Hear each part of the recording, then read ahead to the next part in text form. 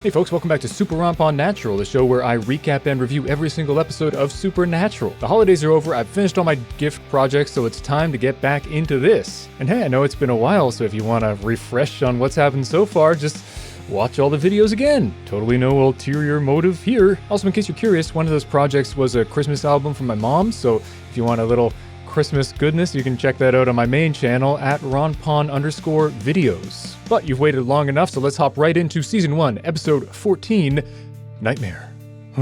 A guy pulls into his garage. If his license plate has a secret meaning, please let me know in the comments. I couldn't find anything. His garage randomly goes down. He's confused. His door's alock. His car turns on. His radio freaks out. Gas fills the garage incredibly quickly. I feel like it's way too quickly, but I don't know cars, so whatever. Anyway, he suffocates and dies. Hey, it's another Sam vision. He says they have to go to try to save the guy.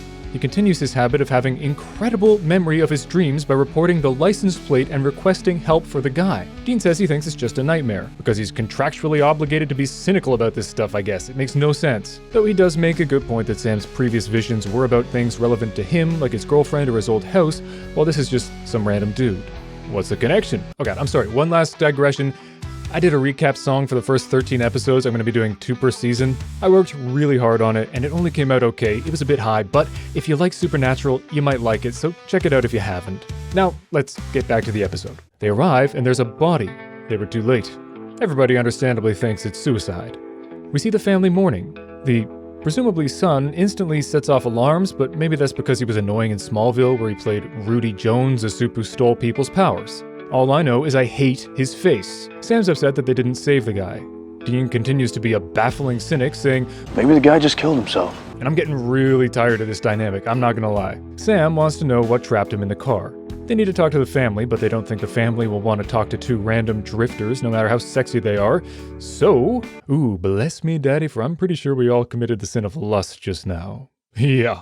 I'm Father Simmons, this is Father Freely. If you were curious, those are references to Gene Simmons and Ace Frehley from Kiss. Dead Guy's brother is having none of their religious crap. But you know who's more understanding?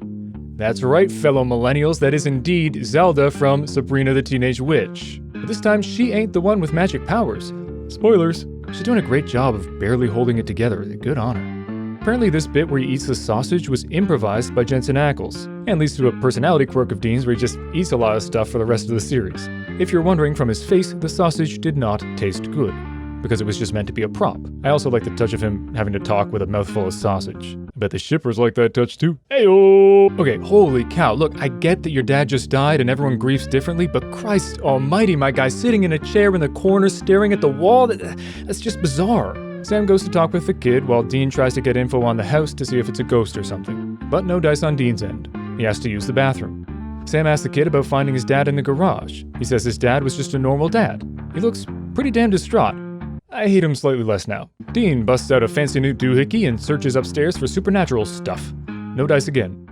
Dean's cleaning his guns, and it looks hella satisfying. I don't even like guns, but I gotta admit, that looks pretty cool. After some research, they can't seem to find any reason for the house to be haunted. No graveyards, battlefields, tribal lands, nothing. Dean found no cold spots or sulfur scent, so no poltergeist or demon. Sam's starting to have his doubts about his vision, but then his head starts to kill. He's having another vision! It's Dead Guy's brother, Roger, and he's not alone! The window opens seemingly of its own accord. Bro closes it, locks it. It unlocks and opens again. Now, I don't believe in ghosts, but at this point I'd be running for the hills. But he just tries to close it again, fails, then, as we all predicted, puts his head through the window. And, of course, he's beheaded. The boys rush off to try to get to him in time. Dean's concerned about the upholstery in the car, despite them having absolutely sat in there covered in blood and guts, but you just gotta suspend your disbelief when it comes to the condition of the car. Sam's scared because the visions are getting more intense and painful and happening while he's awake. He doesn't get why he's seeing this family so much. They find Roger in time, but he doesn't listen when they try to warn him. They break down the back door, climb up the fire escape, but then they hear the beheading. They were too late. Again. They wipe their fingerprints, which is a good catch, but something they don't do nearly enough on this show. Sam says he saw some sort of dark shape in his vision stalking Roger. It seems something is killing off members of that family. Sam wonders if the kid, Max, is in danger and ponders family curses. Then they go to see Max, as sexy priests again. They ask about his dad and uncle. Apparently they used to be really close. His uncle was their neighbor, so he'd visit all the time. They ask about his home life as a kid, and he gets all squirrely. He's clearly hiding something big, but he says they were totally normal and happy. They leave. They recognize that he was lying, so they go to his old house and ask the neighbors about his family. The neighbor asks if that poor kid's okay, revealing that his dad was a mean drunk who used to beat Max practically every day. His uncle too. And his stepmom, Zelda from Sabrina, stood by as it happened. Apparently his real mom died in a car accident. Just then, Sam starts getting another vision. He sees, you guessed it, Zelda! And she's chopping veg with a very sharp knife, getting confronted by Max. The knife moves through the air, clearly controlled by Max. He berates her for letting all that happen to him, and he just frickin' stabs her through the face. Holy crap, that was grim! Sam talks to Dean about how Max clearly has telekinesis. Turns out the connection Sam was wondering about was actually with Max, since they both have psychic abilities. Sam empathizes with his desire for revenge. Anyone would want revenge after being treated like that. But Dean points out that it doesn't justify murdering your whole family. I think they both make decent points. Dean says they need to kill him. Sam says no, that they should just talk to him. Dean says he'll follow Sam's lead, but he's taking precautions. Big mistake. Big. Huge. Alright, confrontation 2.0. This time the boys burst in the door just in the nick of time. They ask Max to chat outside. Sam tries to act natural, but he's a worse actor than Jared. Hey, you like how I didn't say even worse? Restraint. Unfortunately, Max notices the gun, realizes they're not priests, and closes the door and windows. Then he accios the gun and Wingardium Leviosa's his mom across the room.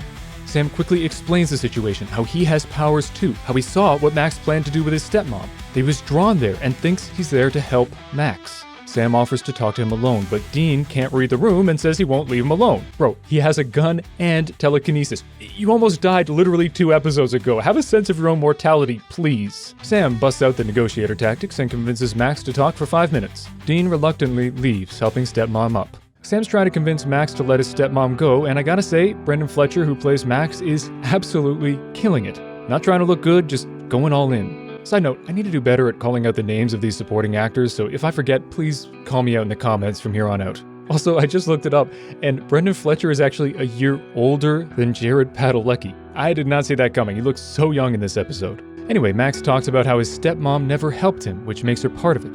And he reveals that this wasn't just an issue growing up, it was last week. So the wounds are, quite literally, still fresh. Alright, I'm pretty proud of that one, I'm not gonna lie. He talks about how he saw his new powers as a gift. And then last week, his dad got drunk and beat him for the first time in a long time. And he decided to use his gift. He couldn't leave because he couldn't bear to know they were still out there. Apparently his dad blamed him for everything, including his mom's death. Because she died in his nursery, in a fire, pinned to the ceiling. Sound familiar? More connections. We get some real Jared acting here. But again, I'll be damned if it doesn't remind me of my own poor acting, so I'm really not casting stones here, honest. He tells Max that the same thing happened to his mom, but Max doesn't believe him. But he guesses that Max's abilities started 6 or 7 months ago, like his, and convinces him that they're connected. Man, this scene must have been exhausting to film, just constant crying. Max doesn't want to let his stepmom go. He locks Sam in a closet, and he goes to see his stepmom. Played by Beth Broderick. Dean flies into the wall. Max takes the gun, cocks it with his mind, points it at evil stepmom. Dean steps in front of her, and he shoots Dean in the fucking head. Holy shit. Oh, okay, it's just a vision. Sam screams, and holy crap, he moves the cabinet with his mind. He's got the shining too. Shining. Shh! You wanna get sued? Back to the standoff. This time, Sam busts in the door. And I gotta be honest, after seeing him shoot Dean in the head, I got a lot less sympathy for this kid. This is no longer revenge. Now you're just killing people, dog. You're arguably worse than your dad. You could've just shoved him out of the way like you had literally just done before you shot him. Anyway, I guess Max agrees because he pops himself. And Jared acts. Stepmom is telling the cops what happened. Well, kind of. She's mostly lying. And incredibly distraught. Now this is acting. Sam blames himself for not getting through to him, but Dean says there's nothing he could have done. Sam says they're lucky they had their dad, which Dean loves to hear. Sam questions why the demon killed who it killed, but Dean shrugs it off. Then Sam reveals that he moved the closet with his mind.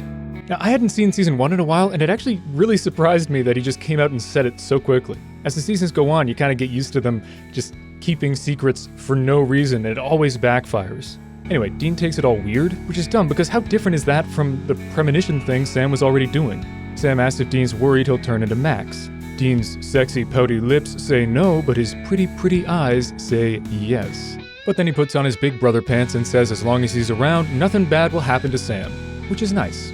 Then the episode ends without them driving off in the Impala, I think for the first time in the series, which makes it feel a bit incomplete. And that's the episode. I quite like this one. Max was equal parts annoying and heartbreaking and self-righteous and self-loathing because he's a young person. Although, as I said, it was dumb and out of character that he shot Dean instead of pushing him out of the way. Not the best writing there. Also, Beth Broderick totally killed it. Plus, there was some good advancement of the overarching story of the season, which was really nice. I'll give it an 8.5 out of 10. Also, have I had like eyebrow hairs just going crazy this whole time? I just noticed earlier that it was like flicking everywhere. I need to trim my eyebrows. But also, as always, let me know in the comments what you thought about the episode. Sometimes people bring something up that I didn't even notice and it changes my opinion of the episode. I really like that. Anyway, thank you for watching, and an extra special thank you to my Patreon subscribers who stuck with me through this content drought. Thank you, both of you. I'm hoping to get more consistent with this stuff, but also I have a baby due in less than 2 weeks, so we'll see how well that goes. But I promise I'll do my best. All right, I'll let you go. Stay safe, stay sane, stay smiling, and watch all my other videos. Bye.